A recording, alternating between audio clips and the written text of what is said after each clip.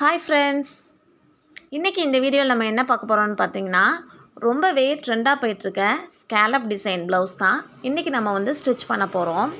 இது வந்து கொஞ்சம் டபுள் கலராக தெரியுது, ஆனால் ரொம்ப ஓவராக தெரியல. இந்த சாரீக்கான ப்ளவுஸ் வந்து ஸ்டிச் பண்ணலாம். வாங்க வீடியோக்குள்ள போகலாம்.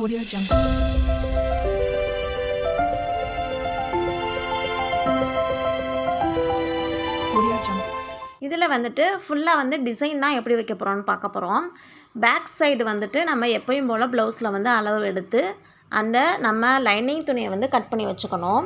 இப்போ நான் வந்து இதை மார்க் பண்ணியிருக்கிறது என்னென்னு பார்த்தீங்கன்னா, மறுபடியும் ஃப்ரெஷ்ஷாக இன்னொரு கிளாத்தை எடுத்து பேக் சைடை வந்து டிசைன் வைக்கிறதுக்காக அதை வந்து மறுபடியும் அதே எடுத்து அப்படியே வரைஞ்சி அதை வச்சுருக்கேன்.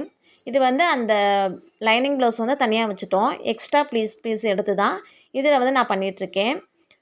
நமக்கு வந்துட்டு கேன்வாஸ் இருந்துச்சுன்னா இந்த டிசைனை வந்து ஈஸியாக வைக்கலாம். நம்ம வீட்டில் இப்போ தைச்சிட்ருக்கறனால இப்போ தான் புதுசு அப்படின்றனால கேன்வாஸ்லாம் வாங்கலை. நம்ம வந்து கேன்வாஸ் இல்லாத பட்சத்தினால நான் வந்து துணி எக்ஸ்ட்ரா கிளாத் எடுத்து அந்த கிளாத்துலேயே நான் வந்து இந்த கிளாத் வந்துட்டு இன்னொரு வந்து ஒரு லைனிங் ப்ளவுஸ் தான். அந்த ப்ளவுஸ் எக்ஸ்ட்ரா கிளாத் இருக்கிறதுனால அதை எடுத்து நான் வந்து இந்த மாதிரி டிசைன் வைக்கிறேன். அதுவும் போல் இந்த ஸ்கேலப் டிசைன் வைக்கிறதுக்கு எந்த ஒரு ரவுண்ட் ஷேப்பில் எந்த ஒரு திங்ஸ் இருந்தாலும் சரி அதை எடுத்து கூட வச்சுக்கலாம். இது வந்து என்னென்னா பால் டப்பா, என் பையனோட பால் டப்பா புதுசாக வாங்கினோம்னா அதில் இன்னொரு வந்து எக்ஸ்ட்ரா ஒரு மூடி தருவாங்கள்ல, அந்த மூடி தான் இது. அதில் வந்து கொஞ்சம் கரெக்டாக ஈவனாக இருக்குது. இது வந்து இது வச்சா கரெக்டாக வந்து அந்த ஸ்கேலப் டிசைன் வரும் அப்படின்றனால நான் வச்சுருக்கேன். ஃபஸ்ட்டு நான் வந்து மார்க் பண்ணியிருக்கிறது வந்து என்னோடய கழுத்து கரெக்டான நெக் சைஸ் வந்து ஃபஸ்ட்டு வந்து வச்சுருக்கேன். அதுக்கப்புறம் 2 இன்ச் அளவுக்கு எக்ஸ்ட்ரா வந்து விட்டுருக்கேன். 2 இன்ச் அளவுக்கு அளவு எடுத்து அதுக்கப்புறம் தான் எக்ஸ்ட்ரா விட்டுருக்கேன். அதுக்கப்புறம் 3ஆவதாக வருது பார்த்திங்களா, 3ஆவதாக இன்னொரு லைனு, அந்த லைன் வந்து அதில் தான் வந்து ஸ்கேலப் டிசைன் வந்து இந்த மாதிரி ட்ரா பண்ணணும். அப்போ தான் நமக்கு வந்து கரெக்டாக வரும். நீங்கள் எப்போ ஒரு ஸ்கேலப் டிசைன் வந்து வைக்கணும்னு நினச்சாலும் பர்ஃபெக்டான அளவில் வந்து மார்க் பண்ணிங்கன்னா நமக்கு தப்பாக தான் வரும். பர்ஃபெக்டான அளவு வச்சுட்டு அதுக்கு பக்கத்தில் ஒரு 1/4 இன்ச் அளவுக்கு நம்ம சும்மா வந்து சாம்பிளுக்கு வந்து நம்ம ஒரு லைன் வரைஞ்சி அந்த லைனில் தான் இந்த மாதிரி டிசைனை வந்து வைக்கணும். அப்போனா தான் நம்ம எந்த ஒரு அளவு வந்து கரெக்டாக வச்சோமோ அந்த அளவு நமக்கு வந்து நீட்டாக வந்து கிடைக்கும். இப்போது கரெக்டான அளவில் வந்து இந்த ஸ்கேலப் டிசைன் வந்து இப்போ வரைஞ்சிக்கிட்டாச்சு. இதே மாதிரியே இதை வந்துட்டு இன்னொரு பக்கட்டும் நம்ம வந்து அட்டாச் பண்ணணும். நான் வந்து இப்போ வந்து கட் பண்ணிவிட்டு நான் அதை வந்து இன்னொரு சைடும் வந்து எப்படி வைக்கிறேன் அப்படின்றத பாருங்கள். இப்போ வந்து நான் ஃபுல்லாக வந்து இது வந்து ட்ரா பண்ணிக்க போகிறேன். இந்த டிசைன் வந்துட்டு நீங்கள் தொடர்ந்து பார்த்தீங்கன்னா புரியும் நான் எப்படி வைக்கிறேன் அப்படின்றது. நான் இதுவே நிறையா வீடியோஸ்லாம் பார்த்து தான் நானே கற்றுக்கிட்டேன். தொடர்ந்து ஒரு வீடியோ நமக்கு வந்து தெளிவாக புரியாது. அதனால் ஒவ்வொரு வீடியோவும் பார்த்து தான் நான் கற்றுக்கிட்டேன்.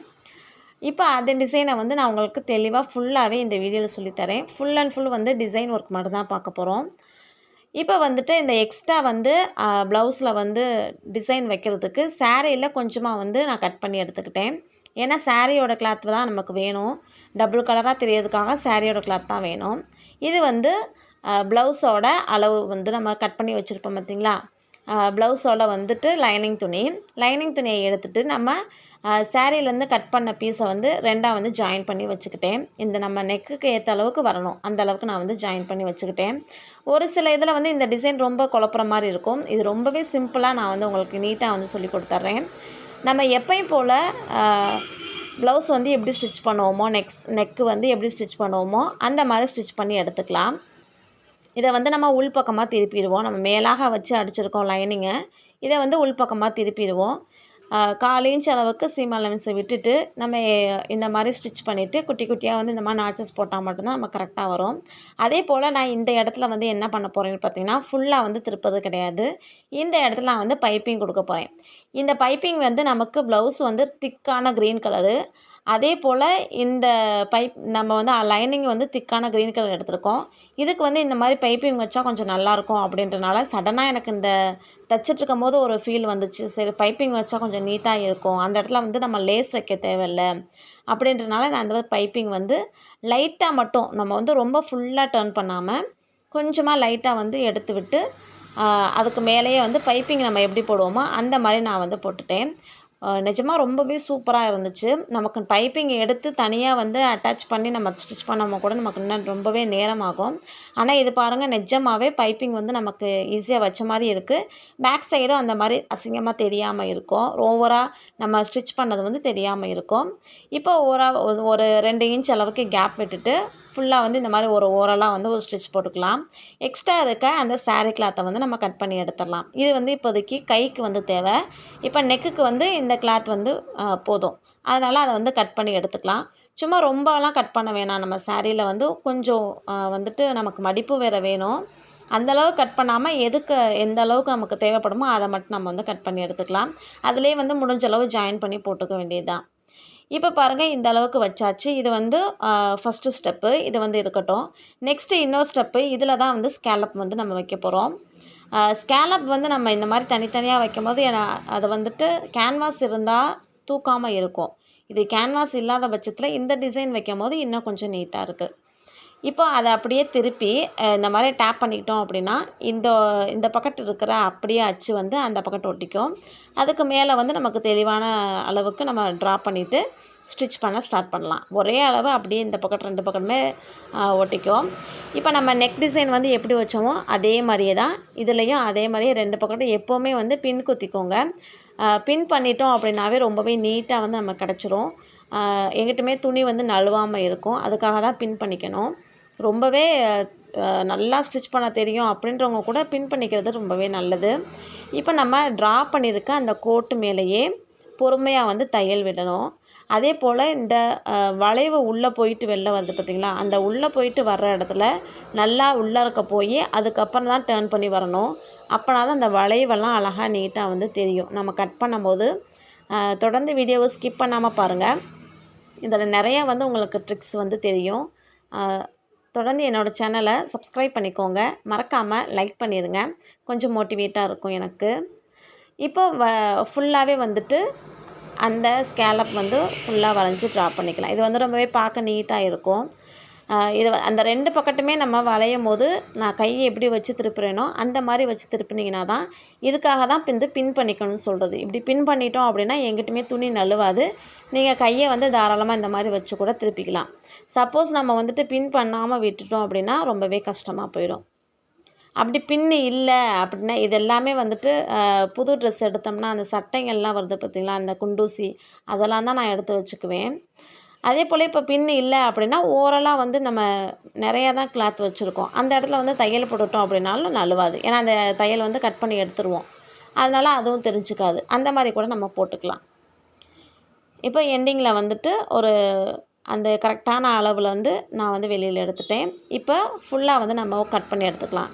இந்த கட் பண்ணும்போது கரெக்டாக அந்த வளைவு உள்ளுக்குள்ளே போகுது பார்த்திங்களா, அந்த இடத்துல குட்டியாக வந்து ஒரு நாச் போட்டுக்கணும். இந்த மாதிரி நாச் போட்டால் மட்டும்தான் அந்த வளைவு நம்ம எந்த ஷேப்பில் வந்து வரைஞ்சோமோ அந்த ஷேப் வந்து நமக்கு நீட்டாக கிடைக்கும். இப்போ ஓரலாக இந்த மாதிரி எடுத்து விட்டுட்டு ஏதாவது குண்டூசி இருந்துச்சுன்னா ஸ்க்ரூ ட்ரைவர் இந்த மாதிரி நல்லா நீளமாக ஏதாவது ஒரு ஊசி இருந்துச்சுன்னா அதை எடுத்து ஷேப் பண்ணிக்கோங்க.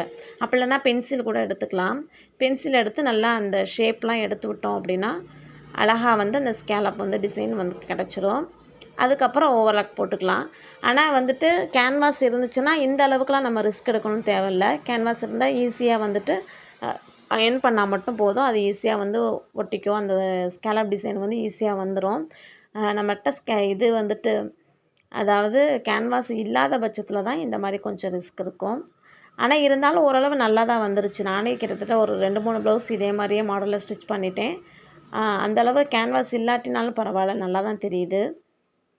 இப்போ மேலாக வந்து படிமான தையல் போட்டுட்டோம் அப்படின்னா சூப்பராக வந்து நம்ம போட்ட டிசைன் வந்து அப்படியே நம்ம கிடச்சிரும்.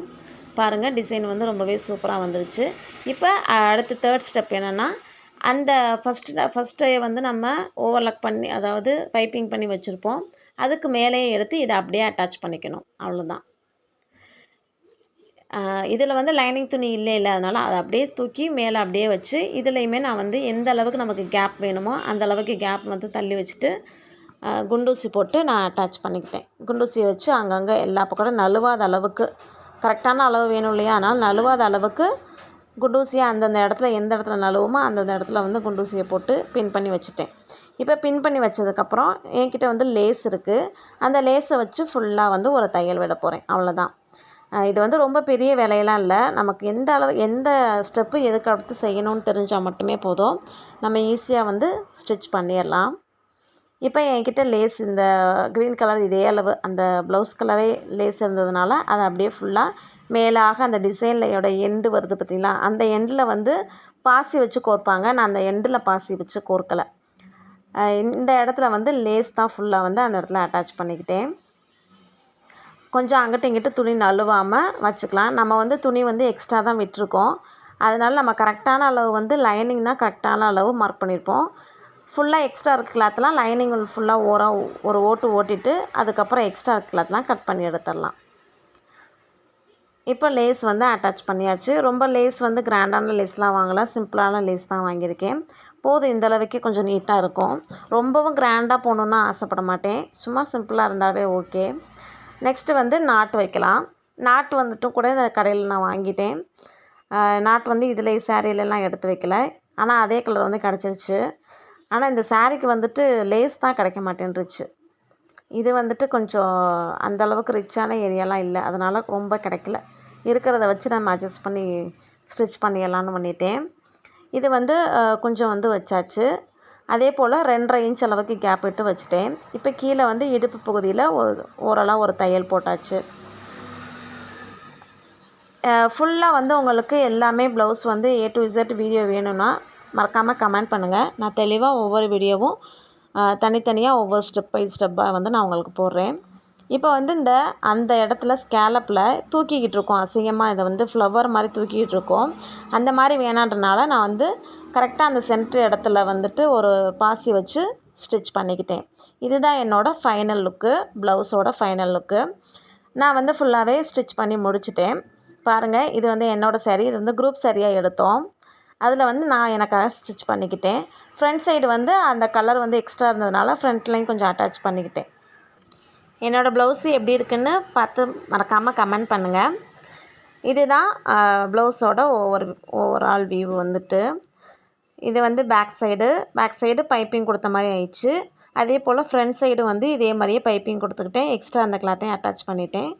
இது வந்து ஸ்லீவுக்கும் அதே மாதிரியே சேம் பைப்பிங்கு, சேம் டிசைனு. உங்களுக்கு இந்த வீடியோ ரொம்பவே யூஸ்ஃபுல்லாக இருக்கும் நம்புகிறேன். நெக்ஸ்ட் வீடியோவில் உங்களை நான் சந்திக்கிறேன். மறக்காமல் என்னோடய சேனலை சப்ஸ்கிரைப் பண்ணிக்கோங்க. Bye friends. ஏதோ சென்டிமெண்டா கேக்குறானே, போடா போகுதுண்ணே, ஒரு குத்து குத்துண்ணே, அப்படியா?